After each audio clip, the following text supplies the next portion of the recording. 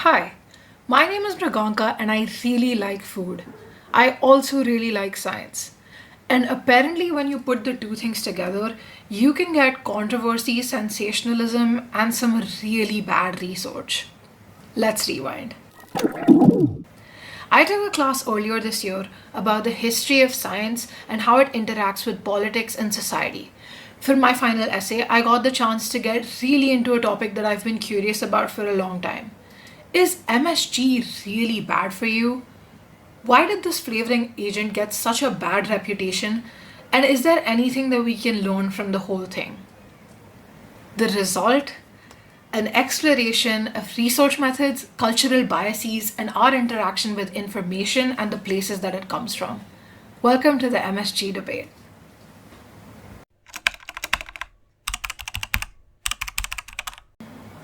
First, we need to understand the history of MSG and some background about the chemical itself.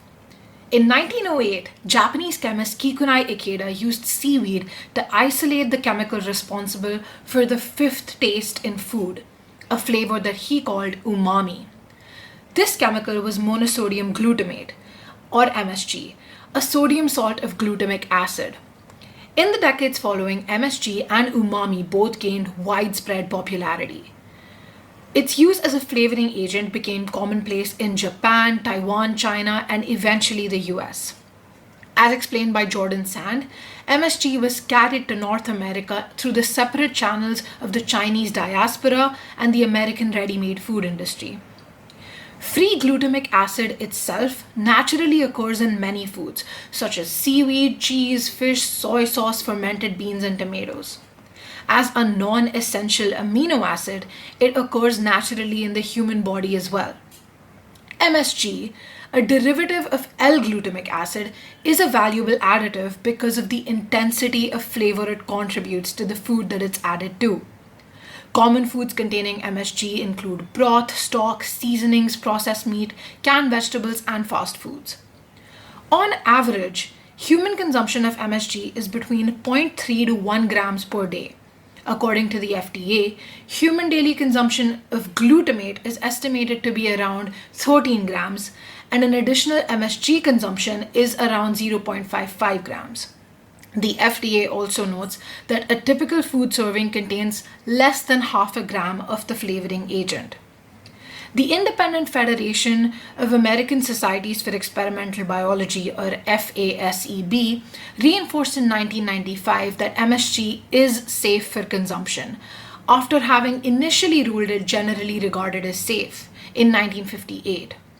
However, it is worth exploring why a safety re-evaluation was even warranted in the first place.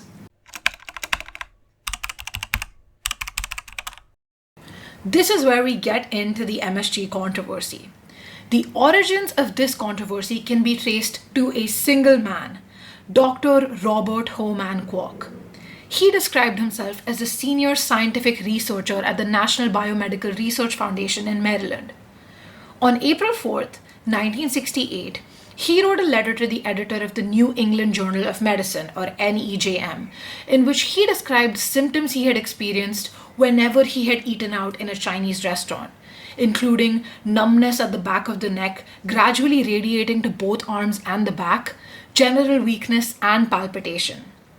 Dr. Kwok even claimed to have heard of similar experiences among his educated Chinese friends of scientific and non-scientific backgrounds. Kwok posited that these symptoms could be a result of the monosodium glutamate seasoning used to a great extent for seasoning in Chinese restaurants. This letter was titled Chinese Restaurant Syndrome, or CRS, a term that is still mentioned in scientific studies investigating the safety of MSG today. Although the racist connotations of this language are not subtle, especially considering that MSG is used in several foods outside of just Chinese cuisine, this is just one of many concerns regarding the letter. While this is heavily debated, there is speculation as to whether Homan Kwok was even a real person. After publishing her paper titled Uptaking Race, Genre MSG and Chinese Dinner, in which she analyzed Kwok's original letter and responses from the medical community, Colgate University professor Jennifer L. LeMessurier received a voicemail from a Dr. Howard Steele, a former trustee and alum of Colgate, in 2018. Steele claimed he was in fact Homan Kwok, and the syndrome as well as the author was an elaborate prank based on a bet with his friend. He even claimed to have reached out to the editors of NEJM to confess that it was a big fat lie, but claimed to have never heard back. The fact that NEJM has a history of publishing pieces about similar comic syndromes makes the whole thing even more confusing. A 2021 paper in the Journal of the Academy of Nutrition and Dietetics describes that almost immediately after the initial letter, NEJM's correspondence section was filled with letters to editors regarding their experienced, albeit racialized symptoms of CRS. Writers referred to Chinese temples and Chinese headaches, which were noted as an accepted side dishes that go along with the Chinese meal. Regardless of whether the letter was authentic or a hoax, it had a very real impact on the framing of MSG as a health hazard. The origin of Chinese restaurant syndrome goes to show just how subjective and uncertain scientific communication can be, and raises questions about the responsibility of scientific publications to verify the information they're presenting to the public, or to at least highlight its lack of verification or peer review. In the decades following, there has been rampant speculation and subsequent investigation into the safety of MSG. During the initial backlash against MSG, administrative organizations on multiple tiers took action against the agent before the FDA ultimately ruled it generally regarded as safe, or GRAS. The historic 1969 White House Conference on Food ruled that monosodium glutamate should not be generally recognized as safe for infants. As per Men's Health magazine, the New York City Health Department issued a letter to all Chinese restaurants and vendors demanding that MSG be used sparingly when preparing food around the same time. However, the International Food Information Council Foundation's review notes that over the 1980s and 1990s, several global and national bodies, apart from the aforementioned FASEB, all ruled MSG to be safe for consumption. Several scientific studies over the decades also suggest that MSG is in fact a safe flavoring agent.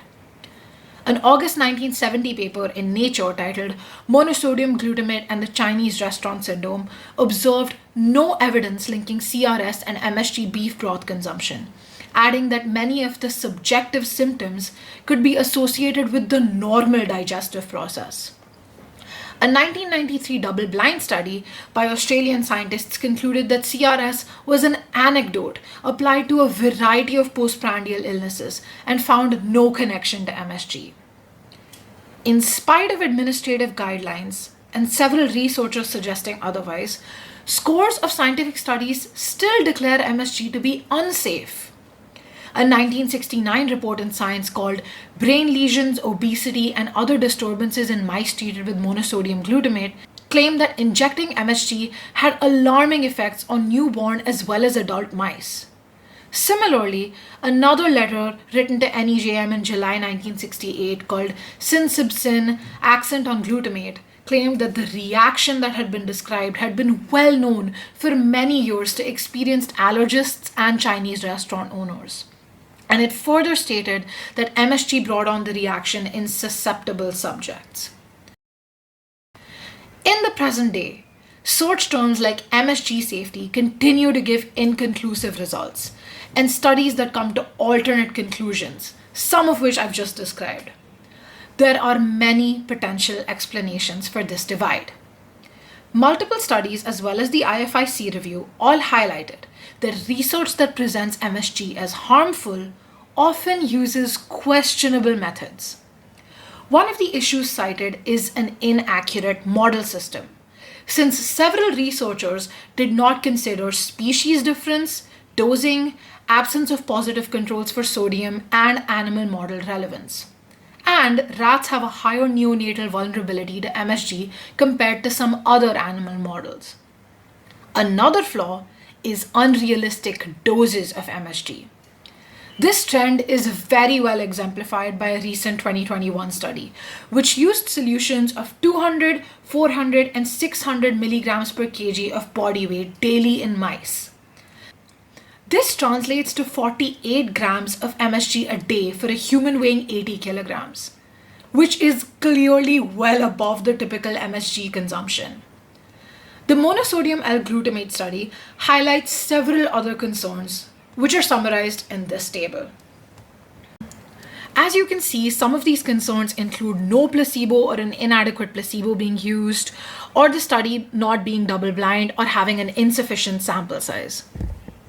The MSG debate highlights that scientific research, which is often considered to be empirical and objective, can have widely differing conclusions, and that the scientific community is far from monolithic. While it is tempting to presume that with better scientific methods, a wider collaboration pool, and greater regulations, this uncertainty wouldn't exist in the present day, our review of the scientific literature regarding MSG safety tells us otherwise. It is startling to see how many popular studies used flawed methods to prove MSG has adverse health effects.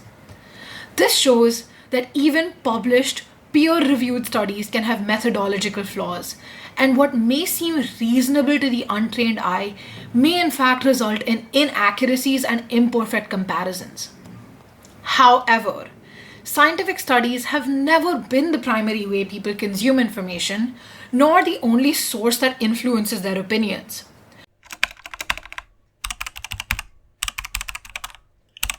Be it the period when CRS first became publicized or today's times, other branches of media have had a large role in translating and delivering scientific information to the masses. A difference between those two settings is the dependence of the consumer on monolithic narratives. From the 1960s to the 1990s, when the MSG controversy was initially taking shape, general audiences did not have access to as many perspectives as we do through social media or the internet in general.